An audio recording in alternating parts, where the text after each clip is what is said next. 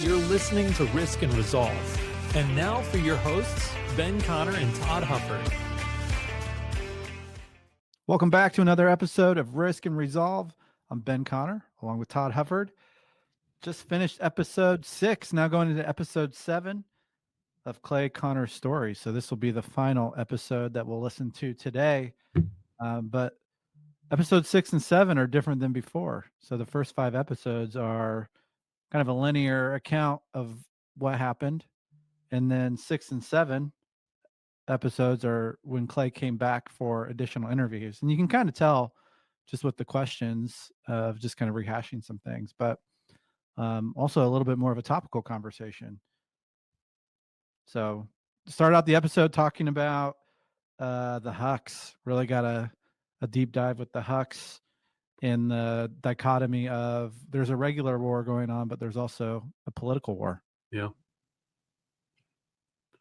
You know, he starts and talks about in the timeline, like you mentioned, is a little broken up because he's kind of reflecting on different things. He's reflecting on the planes coming back over Luzon and the Americans coming back, and how the Japanese are kind of dug in, and these planes are getting shot out of the sky. And he reflects that you know, it's like tinfoil falling out of the sky, and that these young men, these boys, he calls them, they're probably 4 or 5 years younger than him. He says they're here 1 minute, and then what next?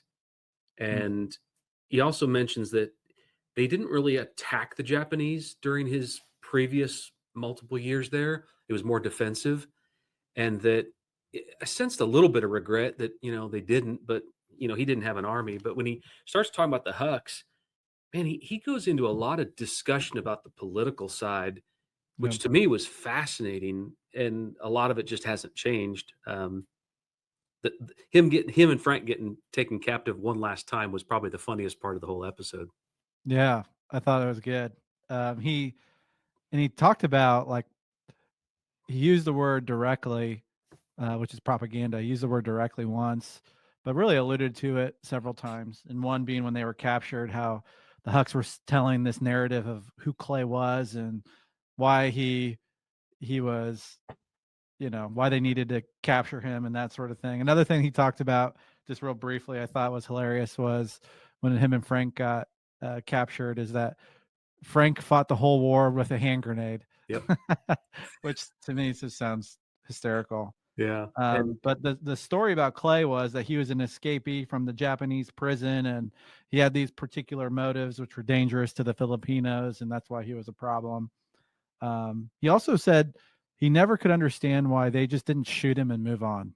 Yeah. And he joked about that. He just directly told him that if they were going to do that, he was taking a couple of them with him. Yep.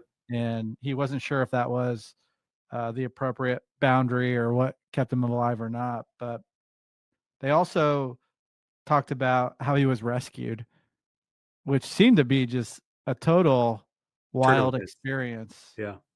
But the 400, he said 400 pygmies came to rescue him. That was a combination of 4 or 5 tribes who really never come together otherwise. Yeah. Came together for this reasons. And, you know, Frank, he wanted to just clear out. Hey, let's just leave. We got rescued. Let's just get out of here. And Clay said, heck no. in quotes, to hell with that. Yep. He said, and he wanted and did. He took all their guns and supplies, got some rice back from them and gave it back to the Filipinos, but also kind of brokered a deal where the Negritos kept some of those, some of that as well. Some of the spoils, if you will. Yeah, so just fascinating story. Just kind of also out of that, he's talked about fighting, and a quote that stood out to me was, you got to fight to survive. Words don't keep you alive. Mm-mm. So yeah, there's a political aspect of this, of words, of relationships, and being strategic about that, but you got to fight to stay alive. Words won't make it happen. I mean, the Hucks were a group of Filipino people. When your grandfather talks about the Filipino people, I mean, it's with extreme adoration, respect, love. But here's this group of Filipinos that he talks later that it's the leadership that knows it's a communist, powerful political organization. He says most of them who are in the rank and file don't even know what they're part of. And to think that he's fighting this war with the Japanese coming in, he's fighting a war of nature, just not getting sick.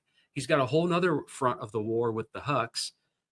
I feel like in this episode, because it was a bit more topical and he was talking about themes, I feel like it was the first time I really met him or understood him in a really deep way.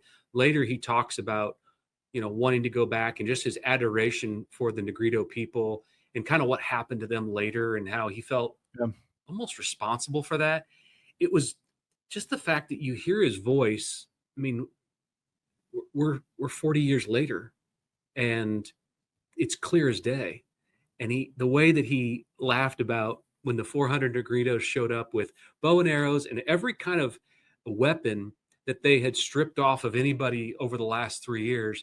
And he just laughs and he's laughing at his captors. And he's got that good balance of seriousness, but then also in the moment when he knew the tide had turned in his favor, he's like, okay, I got the upper hand here.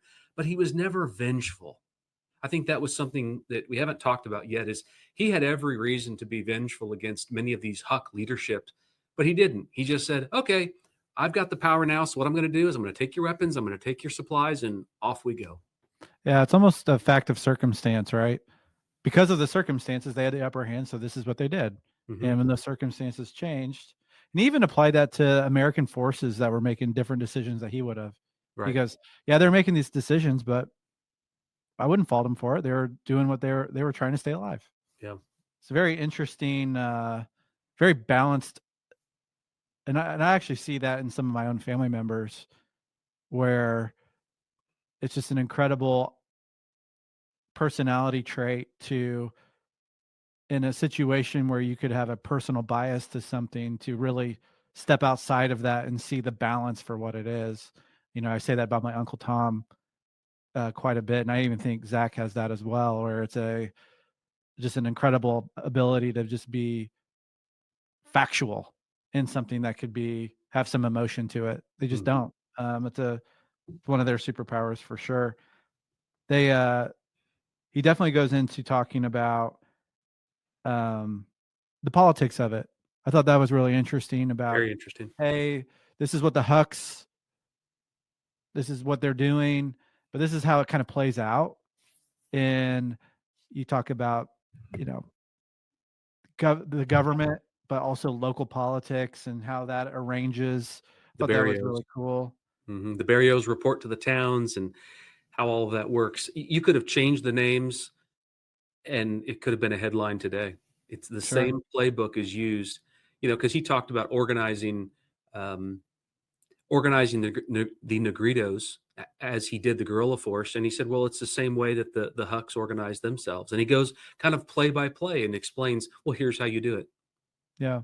Well, I even thought about like cartels, because like everyone, you'd think, well, cartels are all bad. It's like, well, maybe, but they also provide something to people to gain support. And he was Mhm. just talking about that same thing, where Same thing. the Hucks, what they supplied to people was protection or even instant justice. Hey, this person wronged me. And they're like, okay, we'll take care of that person.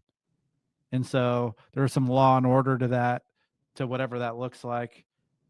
He He also seemed said something. Oh, go ahead. he seemed to take that theme you're talking about um, the cartels, if you will, the groupings, the power struggle, and then relate it to our republic. Now, again, he's speaking in 1983, and he's now talking about, he's 40 years past these events happening, and he's extolling the differences between a republic and a democracy. And he says, this is the only one out there. Nowhere else, everywhere else in the world works one way, which is the way he's explaining. But yet we're trying to build a republic, which is a different structure of freedom. Because he talks about in these structures of the Hucks that we're creating, there was a lot of bondage, a lot of you're subservient to the power base that's there, and you have no voice, you have no ability to get out of it. I just thought that message, while he was speaking it in 83, it rings so true yet today. Yeah. Yeah. And he really did go down that path about the Republic. And again, one thing he said that I thought was kind of interesting in our cultural moment is we have the most amazing experience in history with our republic. And he goes, it's only 200 years old. Yep. He goes, if we let it, interesting comment, if we let it reduce to a democracy, It's over. we're down the tubes. Down He the said that tubes. verbatim, we're down the tubes. And I think that that's something that, I've thought about in general about republic versus democracy, because everyone thinks we have a democracy because we have a voice through a vote, but a democracy is simply majority rules, which ultimately could be mob rule, right? If you have a majority and you just spin up people to be passionate about something, it swings the tides and really cuts down on the framework of what's been built. Rather, as a republic, allows people to have a voice but maintains a structure of something. So that was really interesting to me. He spent some time in this episode talking about really more or less his love affair for the pygmy negritos. I was going to go there next. Yep. And they asked about like the primitive lifestyle and isolation from others, and why do people live in primitive lifestyles? And he really talked about just the pygmies. What were some of the things that came to your mind about that? There's a Michael Card song, and he's a Christian singer-songwriter, and he talks about how as a kid he would put his fingers beneath the door of his dad's office at home, trying to tease his dad into attention. And it was a story about trying to get his dad's attention as a boy. And his friend made this comment about the song, and he says, "I now know you." And I think that in a moment, just listening to this recording, I felt that same kind of feeling of, I now know you. And the you that I saw was this intense passion and gratefulness for this people group. He really felt like not only did he help him in the time, but he felt like he could have helped them more. And he talked about how later the land was cleared. The Filipinos logged much of the mountains after the war and how that took away their natural habitat. He spoke about how there were 40,000 pygmy negritos in 1940, or at least that was the estimate. And maybe there was 5,000. And then how they tried to assimilate them into culture. And they kind of lived in this town near Clark Airfield, and they became scavengers, really, because it was near where the dump was. And I think his heart was broken. His heart was broken in that he loved these people. He really became ingratiated with them. He made this comment about how would you have stayed? That was what the interview asked. And it was a really long question. He kept talking. I was waiting for the answer because I knew what the answer would be. It would be, yeah, I would have stayed. And he first said, well, Frank was ready to go. He says the coal miner from, West Virginia was ready to leave, but the city boy from, just outside New York, he was ready to stay. And of course he didn't because of a duty to his parents and those things. But your grandfather stayed committed to those people his whole life. In his heart, he never left there. His heart never left the Philippines. And in some ways it wasn't just the Philippines, but it was the mountains with the Negritos. Yeah. He throughout this whole series showed a real loyalty to what they did for him, but really to who they were as people. He really enjoyed them. He even talked just slightly about just how many layers there were to Kajero and how just fascinated he was with who they were. But yeah, that definitely was palpable. I thought the interviewers asked a really interesting question about so how do you organize a guerrilla band? That's what they asked. And he responded, well, the same way the communists do. That's right. He said, the Hucks built their own organization. So I just watched what they did and just did the same thing, which you would think it was not as, I don't know, from the outside, I would think what he did was, I don't know why I would think this, but was not as thought out as it was. But it was incredibly thought out and strategic around how you build this guerrilla war unit. And so he was going through the steps, which he only got through one so maybe in the next episode, we're going to get into the other ones, but he only got through one, which was get a leader to believe to believe a cause, Yep. which was anti-Japanese, pro-American, Mhm. and then he started to peel back the onion. But that was also a college graduate from Manila. Yeah. He Well, mapped we it out. really need not just one, but we need 10 to 12 of them. Yep. And Julian Palad was the guy. And then we needed him to recruit 100 men. Yeah. He talked about also the reason why the Filipinos maybe had more of affinity to Americans than Japanese. That was interesting.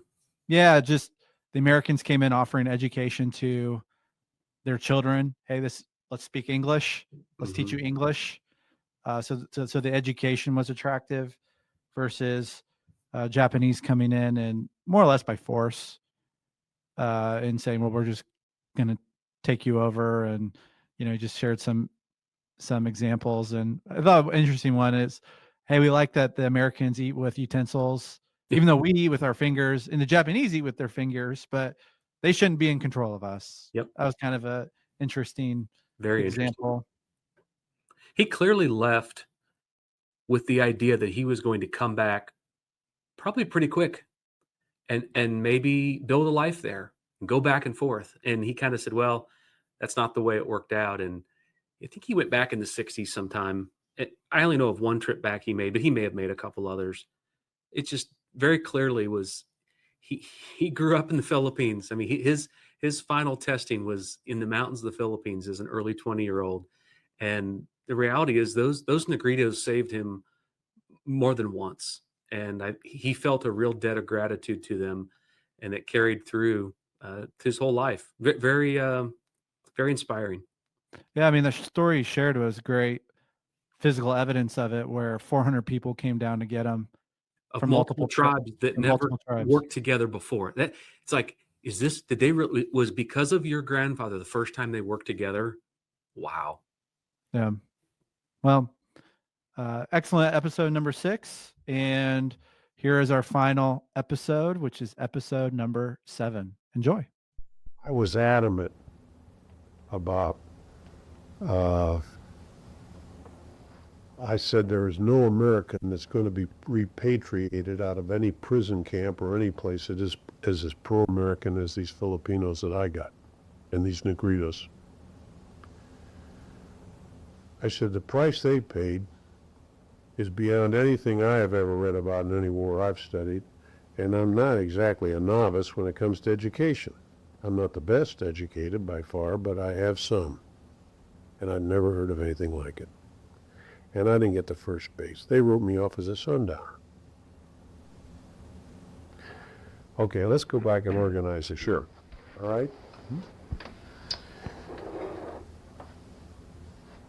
Now, Pollard and 9 others just like him managed to change the records in the town, managed to change the names on the houses, and managed to get the boys in their group. At this point, he's got 100 men with no arms and no ammunition, but he's got them. And they're living in the perimeters or the periphery of a remote barrio in the edge of the mountains, trying to stay awake and alive with whatever's being fed to them by the Filipinos of their families that are bringing them food on a daily basis. The next mission is to get arms. So where are they going to go? Well, the arms were left behind at 3 basic places, but 2 were only available. One is Bataan, the battlefields itself, and the second is the perimeter areas of Clark and Stotzenburg, where the Americans said when they retreated to the Filipinos, come in and take as much as you can possibly get, and they went in and took cases of guns that were still in Cosmoline, see, and all the ammunition and car. But even that, within 3 or 4 days, you can only haul out so much. You don't have trucks. Filipinos didn't have any trucks. This is all hand stuff, see. Well, they had a very, very difficult time prying loose any ammo and guns out of the people in the perimeter areas of Clark because of the heavy concentration of the Japanese that just came in. And that was their primary training station for all of the Japanese who were going south fighting in the Celebes and the Rabaul area, New Guinea, New Britain, so on. So that wasn't a real good place to go look for guns, so that went up a 10. And they got arms and ammunition. And it took about a year and a half, and they armed about 1,000 men. And they had 1,000 men with a bandillas, you know, like the Mexicans. You'll see the Bandoleros, yeah. like you see these Viva Via deal guy with the hat and the stuff all over him. And well, the Filipinos didn't have any beards because they don't grow beards. So a guy could grow a beard, he was strong. A guy grew a beard, he was mean. So the Americans let their beards grow, so that meant they're mean. Don't mess with them. That's why I had a beard. Of course, I had to shave with a knife if I didn't want a beard, and that was kind of tough. So I doubt I'd better to let it go anyway, but it helped. Okay. Now now we got 100 men, and we got guns, right? However, 100 men or 1,000? no, we got 100 men in each outfit. They call it 101 bands. Okay, well, what's 101, they got 10 of them. Oh, okay. 10 101 bands. 10. 100 men, the leader. And a leader, okay. Now, the leader's a college graduate, pro-American, right? Okay. You don't know what the kids are. They're all pro-American, but they're not the kind of educated pro-Americans that are carrying any American. Commitment. Right. Commitment, yeah. They're committed to nothing except they want to be involved. Mm-hmm. Impressionistic kids. Right. All kids. Wow. All kids. Well, anyway. Now you want to, time goes by and you got this band trained. And the way you get the band trained and the way you get the band universally popular through the primary rice belt, which is Pampanga, Tarlac, and Nueva Ecija, and Bulacan, and the fish ponds, which are producing most of your fish in the Macabebe area, you're going to have Americans with you. Well, the Americans that escaped, one or two were traveling with each of the Huck bands. They didn't know why. It was easy to travel. They had arms and they had defense. See? And pretty soon they begin to disappear. Well, if you didn't speak the language, you wonder what happened. But if you were like me, I wanted to speak it as much as I could, and I began to find out. But the point of the thing is, not that the Americans were eliminated. What they did, if you want to change the band from one politic to another, you separate the leader from his rifles. I'll digress for a moment in business in the United States and Indianapolis. I'll go back. I won't give you any names, addresses, or serial numbers, but I'll give you an instance. A man had a very good job in this town in the insurance business with one of the large insurance companies as a branch general agent. Excellent. They wanted to promote him to the home office. His total power was in his agency system, brokerage and direct, among probably 2,000 or 3,000 buyers in Indianapolis and Indiana, throughout Indiana, all right? We were good friends. He said to me, "What do you think?" I says, "You're nuts." I says, "First of all, you won't be in the home office more than a year, maybe 3. They'll fire you. You're getting too much. They want you out of here." They can replace you, make a branch manager with no contract. You're making over $150,000 a year. They can get a guy to handle your job for $25,000, and they pick up all your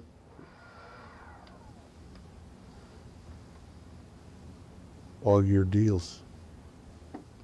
He says, where'd you learn that? I said, from the communist guerrillas in the Philippines. You separate a man from his gun, from his firepower, and you change the firepower to do anything you want to.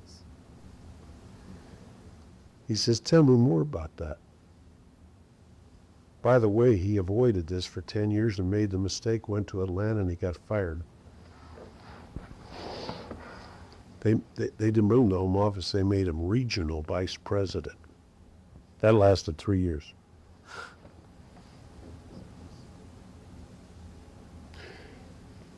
Now, how are you going to get the 100 or the 10 units with 10 new pro-communist, pro-trained political leaders called organizers that are going back into the barrio and talk to the people about whatever it is they want to talk about? I'll tell you that in a minute, what they talk about.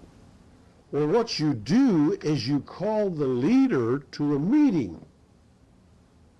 Do you remember I went to the meeting over the Condava Swamps, Frank and I, in order to find out, and finding we got the meeting, we found out we were, we really weren't Americans. Did I tell you, I'd forgotten this, we were really Germans. Did I tell you this? No, not that. And the Germans were the allies of the Japanese, and these Hucks were pro-Americans and anti-Japanese, anti-Germans, and they were, and they knew my real name, and my real name is something else. That's one of the reasons they were going to kill me. They had several, but that was none of them. Was that the first instance? That was the first instance in the Condava Swamps. Yeah. That's when you Yeah, I'd forgotten. outdo the. Yeah, that's the one. But I'd forgotten. You were German, though. I'd forgotten that part. See, that was That's key. Yeah. terrific. You're a German. I says, You can think of any kind of excuse, though. Well, they asked me a flat question. You German descent? Aren't you German descent? I says, I don't know. I says, is Kentucky in Germany? So my father said, well, you are taking all this thing. I thought it was a joke. Well, I'm getting back. Okay, so if you want to get rid of the 100 or the 10 readers of the 100 each that control 1,000 rifles, that's a lot of rifles, man. And hundreds and hundreds of support through barrios, all through the rice belt, the sugarcane belt, right? And the transportation center of the whole central Luzon area, because you come from Lingayengoff into Manila, you come from Legacy into Vizcaya into Manila, you come across the Bulacan and Macabebe swamps. That's the, Right. see, that's the key. Uh-huh. That's where they had their headquarters, a riot. A riot, okay. See? Yeah. All right. And Cadaba Swamp is just south of a riot off the Pampanga River, Right. and that's where they hold their meetings. You can't get out. Anyway, what do? You call a meeting. And you don't call but one. You don't call all 10 of the leaders. You call one. And when you get him in there, he's in a meeting, and he's a legitimate participant in the meeting, and all of a sudden, he says something, and they say, your family is such and such. And he's dead. They take him out and bury him, and he doesn't show up, and he never goes back. And they send in another leader, and they report that he had come to the meeting, and he decided that he got mixed up with a woman, or he got this, or he got that, and he took off. They were gullible enough to believe that. Well, they didn't know. No, they didn't question because They didn't know. There was no communication, nobody to report it, and nobody's in the meeting but the 5. He's gone. So they send back their man. Now this is repeated 10 times. Now what is the man that comes back? What's he do? He comes back, he's a pro-American, he likes the Americans, he's nice to the Americans.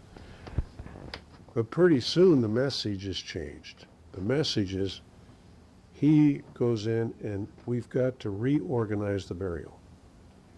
Now, first of all, the Americans have done some things wrong, he says, unfortunately.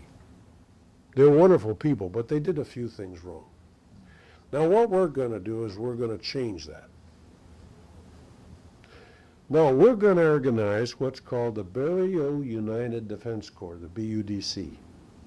Burial United Defense Corps. Now, the Burial United Defense Corps works backwards from the other. Now, the other one reported that the Japanese were going to come out, we got to change the rules, and we know they're coming, right?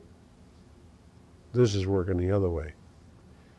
The burial lieutenant has to be educated to know that he reports back here, that he reports up there, and this guy up here, all of a sudden, he isn't operating right. We got to get rid of him. He is not really doing the job, is he? So we have to change this man. He's the key. And this guy is sold that this guy isn't really doing the job. I never thought about it, but he isn't. There's no elections, are there? None during the Japanese. So the key men start to disappear. There's only so many key areas where they keep the records and so on. And they're the next targets. See? Questioning. You get rid of those, it works back down. The Burial United Defense Corps not only reports when the Japanese are moving out, but also reports back on where the Hucks are going. Now we got another Reports back to who?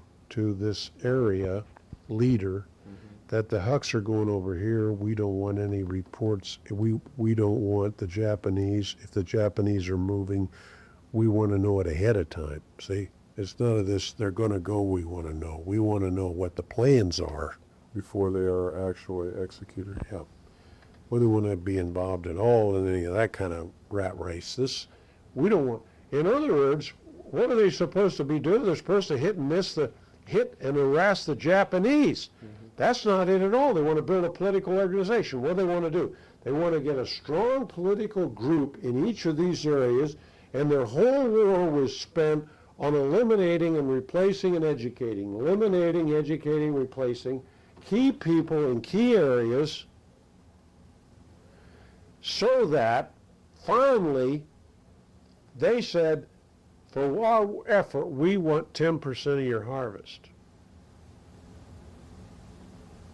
to protect you. See? They control all Central Luzon. Now, you want to know how to organize a guerrilla force? I'll tell you how to organize. I just did. That's how you organize them.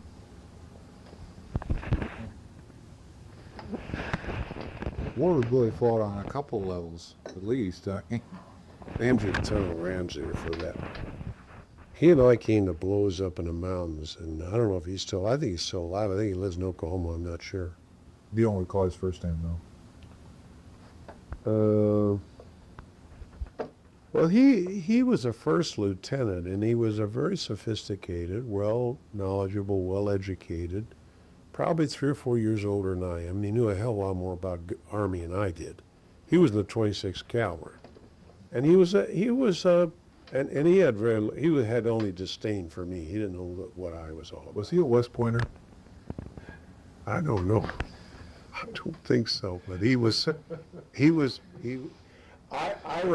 sounded like He and I came to blows, and he almost had a shootout. And I decided that it wasn't. I couldn't win. Not with a draw. I wasn't sure about that, but I couldn't win if I killed him because killing Filipinos or killing Japanese is one thing. Killing Americans is something else. I never did that. And he was drunk, and he called me. He's called my hand. He told me he was ready to knock me off, and I didn't. I just took it. I just thought, well, I was upset. I was unhappy. I guess I was upset. That's a funny word to use in a war, but It seems so tame. I was really upset with him. All right. But I cooled it.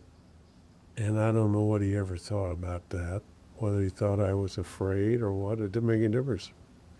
The point of the thing was I wasn't going to be killed or kill him, and I don't know which would happen, but I knew one of us would be. But if I'd killed him, I'd probably been worse off than if he'd killed me. That was what I thought, as a flashing type thing, you know. Just had to make up your mind right now. Where was this? All right, this thing came to a head about 2 miles or a mile and a half directly west of Clark in the mountains. There had been several raids of Japanese in the area, and they'd shot a guy by the name of Jellison. And he caught one in the arm, and there was a Navy lieutenant named Naylor, I think Naylor or Nayland. No, it was Naylor. Or it was not like the guy who was the coach at Tennessee. Was that Nayland? So it'd be Naylor. Well, anyway, I knew at the time, I thought.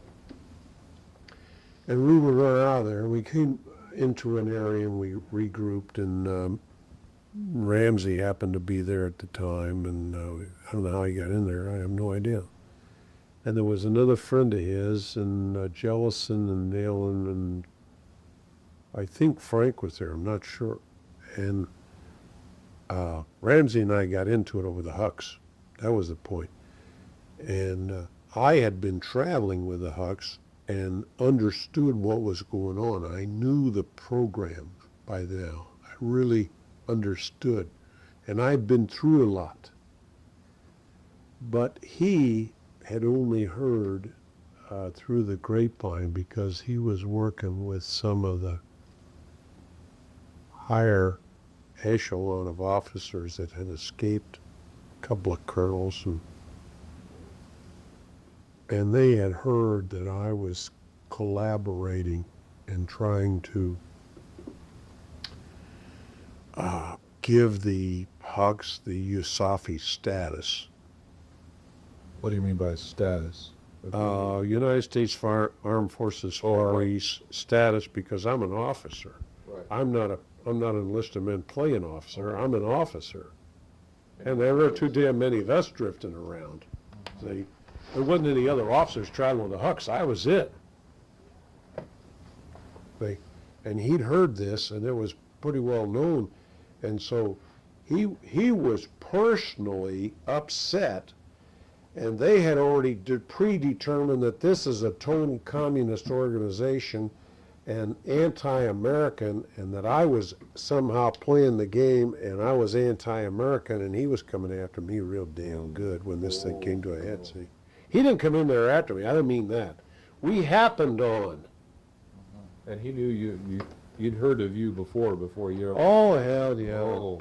Yeah, see. Oh, boy. So we sit down talking. I didn't know about all this, and he didn't know about me, and he didn't know what I was doing. He knew about Pollard. He didn't know what I'd been into or anything, and he didn't know all this rates and stuff I'd had been involved in, see.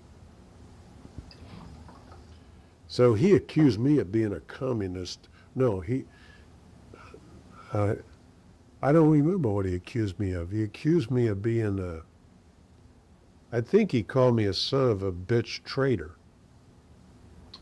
Pretty strong. Something like that, see. That was working with a communist. And he had no idea what my capabilities were, and I was sitting there, and I could have killed him before he'd reached for his gun, because he'd been drinking. And when he picked up his drink to drink, I could have killed him real easy. And I was thinking about it. And Frank knew I could do it too. Mm-hmm. Well, then I told him, I says, I don't think I like that. And I says, I don't think you got the picture. Well, he made it worse. He kept it up. And he says, you don't like it. Why don't you do something about it? He was asking for it, see, whatever. Well, I didn't know if he was a sharpshooter, a fast drawer, a good. And this is ridiculous. See, so I'm sitting there cold sober because I never drank in the Philippines. I was too smart for that. Mm-hmm. Oh, I was burning. The one thing I couldn't handle was somebody calling me anti-American or anything like that. And he didn't know what he's talking about anyway. So I had to think about it, and I didn't have long to do it, and I had to make up my mind. I just decided I wasn't going to call him. And I lived with that quite a while. I lived with it. I didn't like it. I didn't like the taste of it. But as the longer I went, the more I liked the taste of the fact that neither one of us was dead. I liked that. Because one of us would have been. Because there was no, even if we'd have been shot, we'd have been dead because we're in the mountains and nobody could have helped us. Did you ever see him again after this? Never saw him again. And the date would be what, approximately? Did you have any idea? Oh, if we went back into Banaba in, let's see, we're up there April 1st, 15th, May 1st, June, July. July's when I damn near got killed myself when I got all this scars on my body.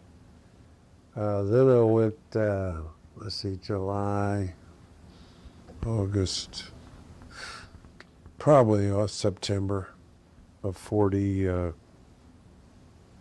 see, we surrendered 42, December 43, something like that.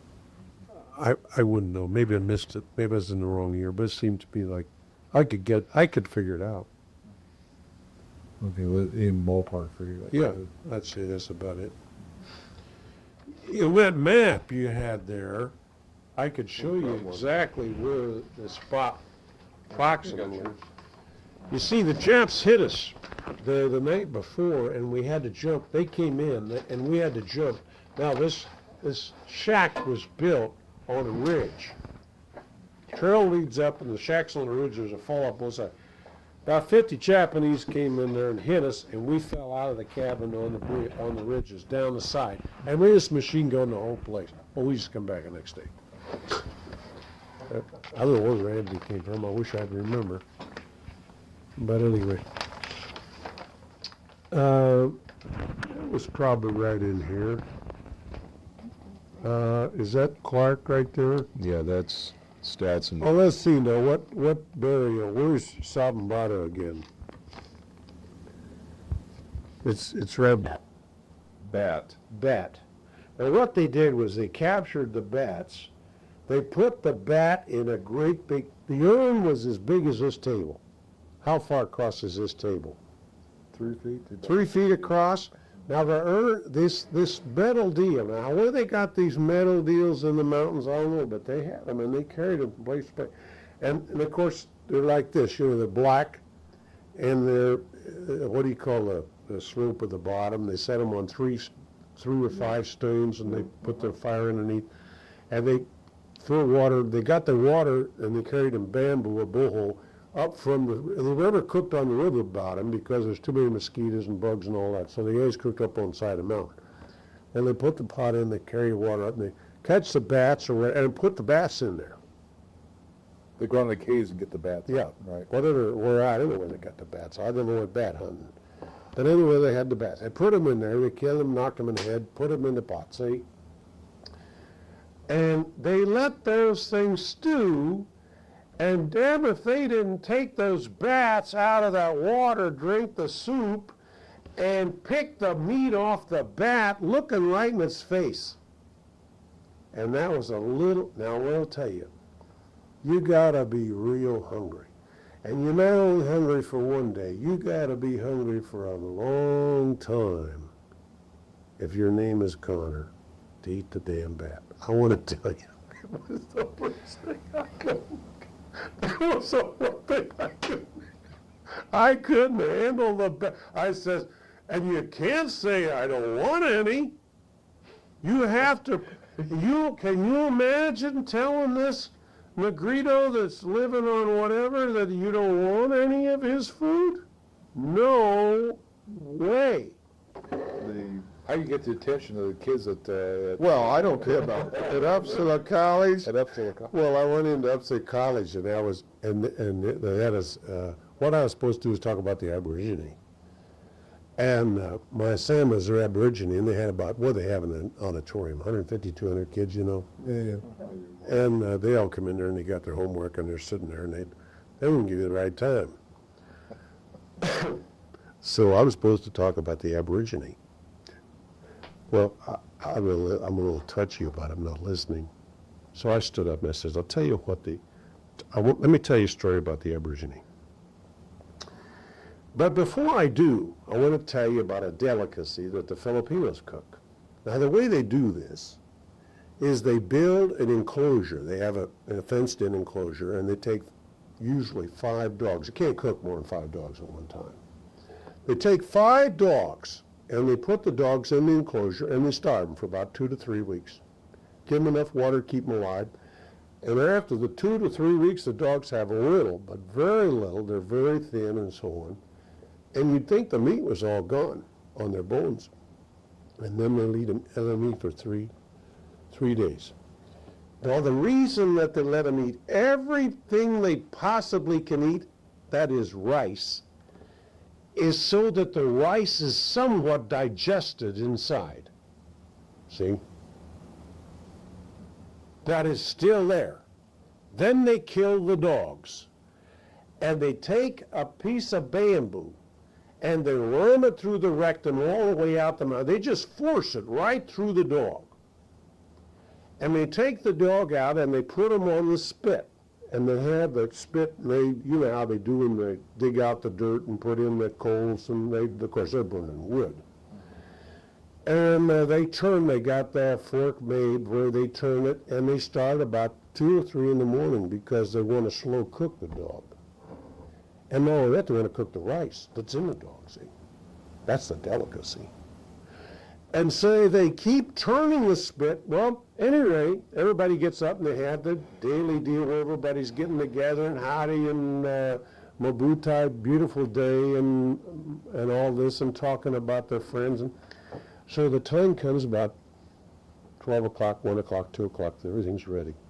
So what they do is they take the spit, pull it out of the dog, slit the dog open like they're gonna have a cesarean operation, and they clean out all of the cooked rice that the dog's digested. This is really a delicacy, and this is what they're really after, the rice. And they divide, and of course you got to have 5 dogs to have enough rice to go around for this group. You don't get too much. You just get it's like getting chocolate cake. And then you cut the dog, of course you divide up the meat. I'll tell you, by this time I had the attention of every kid in the Addy, so there was one kid doing his homework. And I had more kids. I had 3 or 4, probably 50 girls, I don't know how many. They had to leave. And you know, those people thought I was lying to them. They really did. This one professor, he says, I can't believe that you'd come in here and tell a cock and bull story like that. I said, well, why don't you go find out for yourself? What was it called? Did they have a name? No, I don't know what the name was, but lechon is the way you cook it. Lechon. And instead of cooking a pig, which is generally lechon, and the wild boar is the greatest lechon there is. Okay. I mean, that is, to me, the greatest delicacy you can find. Is the wild. What, lechon? Yeah. I don't know, Okay. Cheon, lechon? Yeah, lechon, it means barbecued pork, I think. The one was, Frank and I were down, we went back to an area where where we had spent some time, and the Negritos were, of course, they, I think I mentioned to you, Pai Dauka Patilko, come in, my brother. Pai Dauka, that's brother mine. Brother Ka is you, brother you. Or The only thing I was wanting on that is the titling to Pai Bao, P-I-A, I think D-O-W, Ka, C-A is you. Come in, you, my brother. Patil, P-I-T-P-I, Patil, P-I-T-I-L, P-I-T-I-L, Ko, C-O-I. Brother my. You know, in Spanish you print it backwards. Brother I. Come in, you, brother mine. Paidalka Patilko, brother mine. Come in, brother mine. Paidalka Patilko.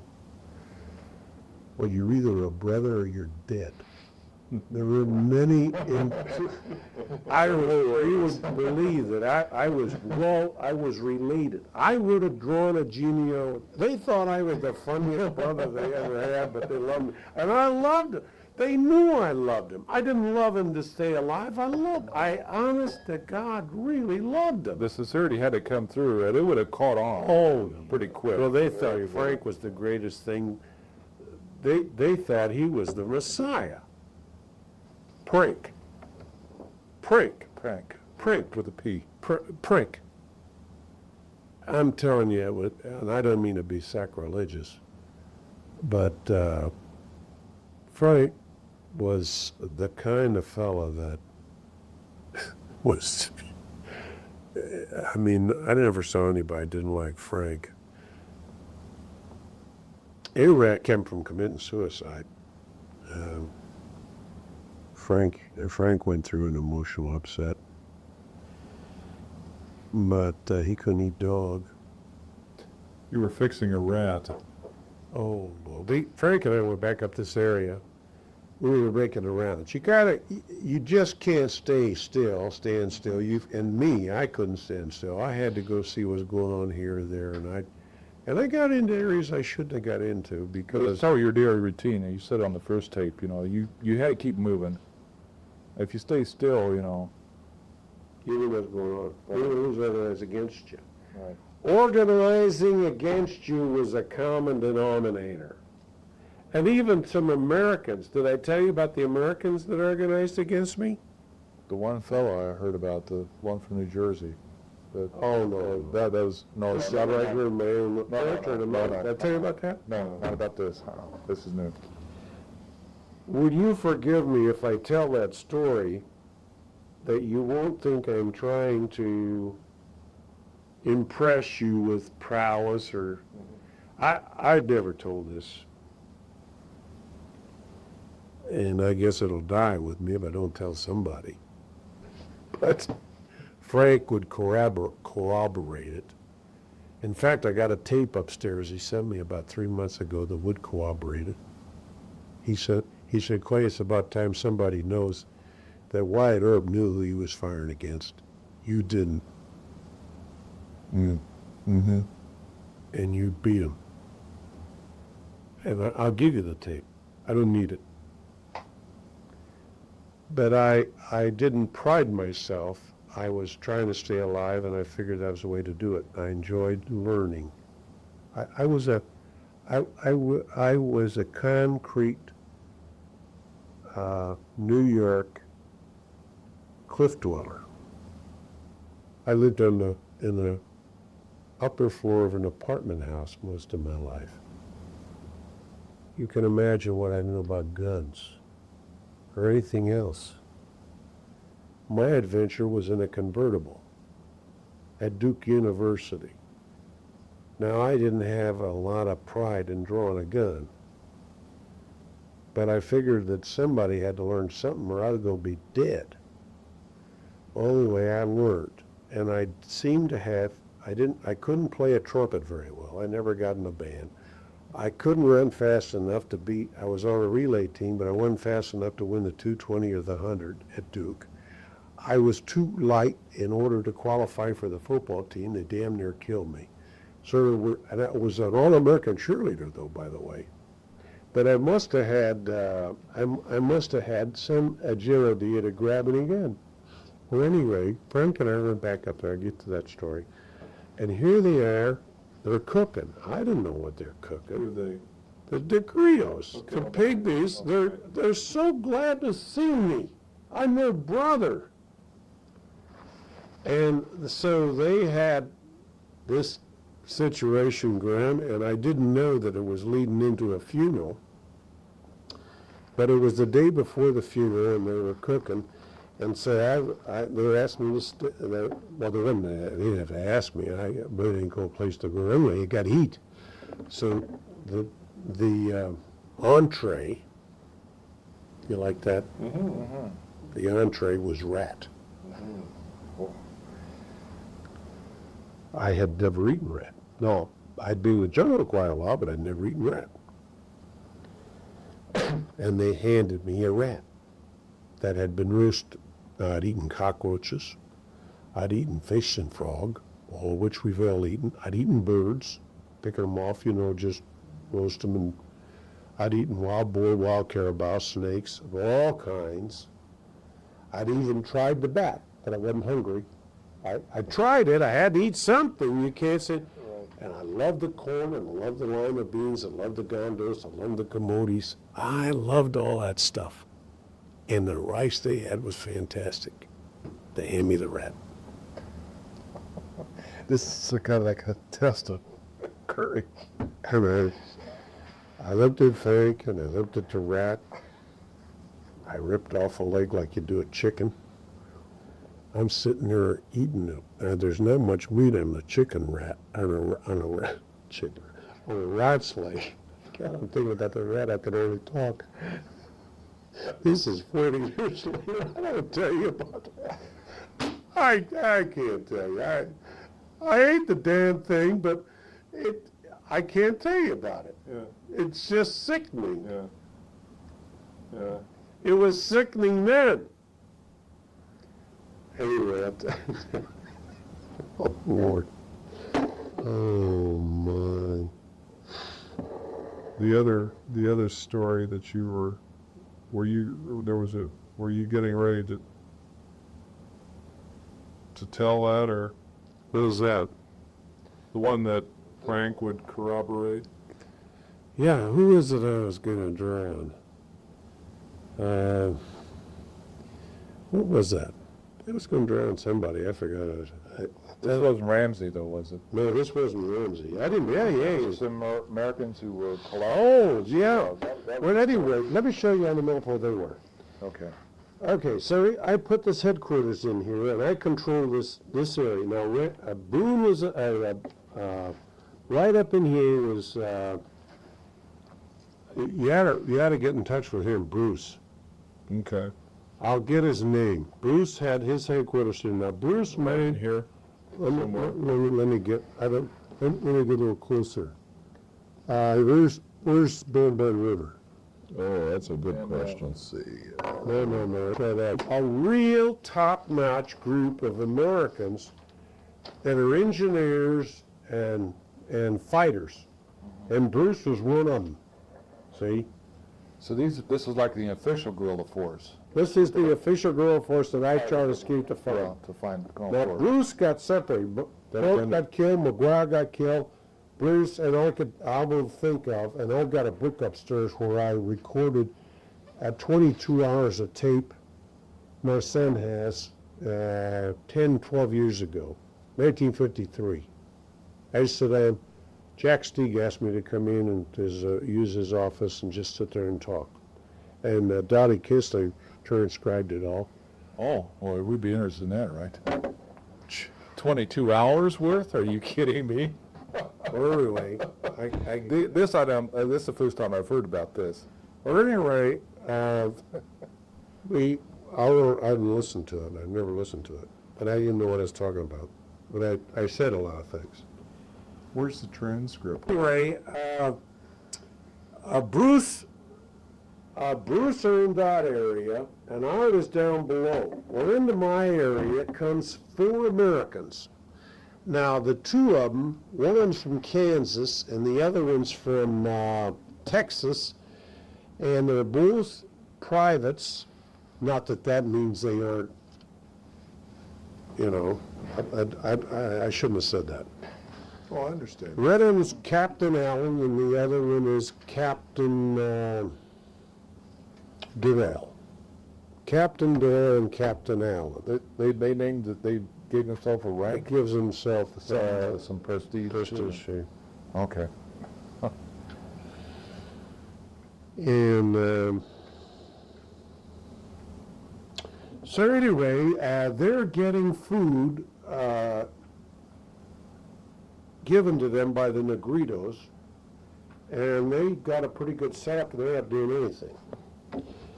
But the Negritos came to me one day, and I knew they were down there, I saw them a couple of times, I didn't have a problem with it, but they didn't want to get involved in anything. But they were back there, they were in this area before I was. They never went anywhere, they didn't go down to Baton, they didn't go anywhere. They were right there out of Starselman, see? So Frank and I were back in the mountains, and we were doing some discussing things with organizing different groups with Sergeant Bato and one of these tribes. And so Cordell came to me and he said that I had a real problem because Captain Allen and Captain Darrell had said that I was now really an American officer, that I was a fraud, and I was, but that they were real officers, and that I was fabricating everything I was said, and that I really wasn't an American. Now, they're within about 3 miles or 2 miles of where my headquarters were, and I knew all about their operation. See, all they're doing is eating, and nobody eats unless I'm running that thing up there. Now, I don't mean it the way you maybe think I mean it, because I'd do anything in the world for the Americans, but every guy's for himself, right? But all of a sudden, somebody's giving me a bad trip again. Here I go as Ramsey, see? I had all kinds of deals going, and everybody said, well, maybe it's your fault. Well, maybe it was. So anyway, I started out. Frank said, wait a minute. Cordell says, wait a minute. Now, the Negritos can run faster than anybody in the jungle except me at this point. It must have been about 2.5 miles. While you're up and down valleys, and you got to hit them on the side of your foot. You got to grab the trees as you go down. You got to know the inclines. You got to know the rapids, the whole works. So I went, oh my, how can I be? I took off, and I don't know how long it took me, but the Negritos couldn't keep up with me, and Frank couldn't keep up with me, but I could hear them yelling, don't do it. And I ran into their area where 2 of them were alone. You believe that? I stood there, and of course I always had my gun strapped to my leg, and these guys, they knew all about what I was doing anyway with it. And I walked in there, I ran in there, and I stood there, and I says, I understand there's some talk going around that you fellas said I'm not an American officer, and furthermore, I'm not an American. I says, I want you to tell me that. And so Doyle stood there, must have been about 20 seconds, and Alan stood, he was about another 25 feet over. And he stood there, and they both had guns strapped on. And I said, no, I want to hear it. Let's have it. And I said, there'll be anybody around here making accusations like that. There was 2 of them, one of me. And boy, I was really hot, because those guys hadn't done anything. really. They haven't done anything wrong. And they had certainly befriended me in many times, you know, and I had no problem with them. But at this point, I believed that what they had to say, they said. So I just reached down and I says, this is it. And I had it out like that. And I moved it from one of them to the other. And I stood there and looked at him.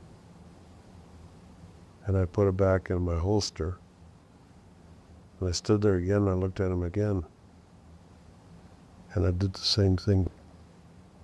And we went back and forth. And I says, now one of you say what you got to say. Well, this time, Frank and Cojero there, by this time. And they came in and Cojero says, by dog, Patilko. Patilko, my brother, what are you doing? You know. Frank says, you gotta be crazy. I says, I may be. And he told those two guys, he says, you better get off you better get off whatever you're talking about and straighten it out, because this is, he ain't gonna fool around with you. And so anyway, they got it straightened out, and everything was great after that. Their pictures are in that, you know that picture? Yes. And he got caught in this house, and we told him not to go there. And he got caught in this Filipino's house. The Filipinos came in. He was hiding under the bed, and they had lunch and everything. And here he is within as far as I am from you, and they're sitting out there on this little porch, this bamboo shack, and he's under the cot. And if they'd have gone in, they couldn't miss him. And he was there for about 2.5 hours. Thanks for tuning in to Risk and Resolve. See you next time.